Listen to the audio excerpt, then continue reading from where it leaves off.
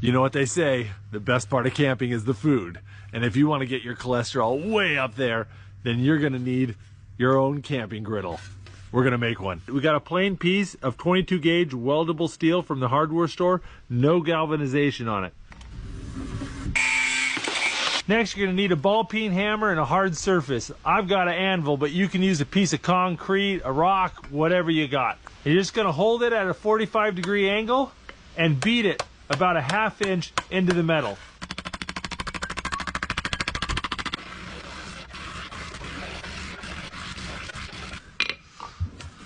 All right, got a little bit of a bow to the metal.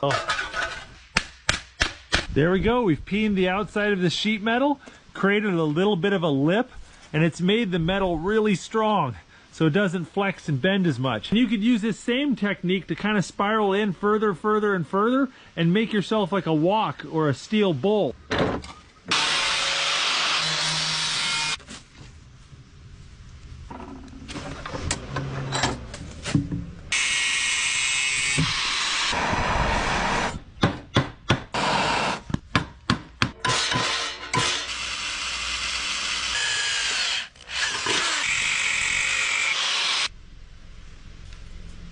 All right, we got this little pin in here. Now we're going to smush it. And get my finger in the process. There's one handle on. Having handles isn't completely necessary, and almost half the weight of this griddle is in the handles. So if you want, you can just leave the handles off. All right, I'm going to burn off this label and give the griddle a non-stick surface.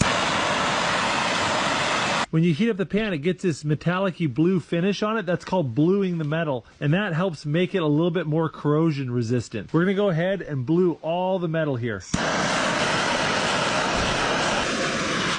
All right, for the next step, I need to take it into my wife's kitchen.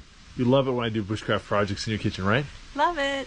We're gonna create a non-stick coating on this griddle by seasoning it just like you would cast iron. So I'm gonna season at 375, and I'm just gonna coat this pan in a light coating of olive oil. And we're gonna do the whole pan because sometimes food gets on the handles and it also protects it from rust.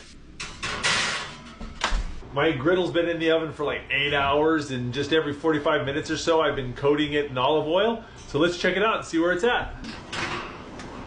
That is looking great, but there's a little bit of roughness from where the seasoning went on uneven. So I'm gonna hit it just with a little bit of sandpaper, and that should make it as slick as can be.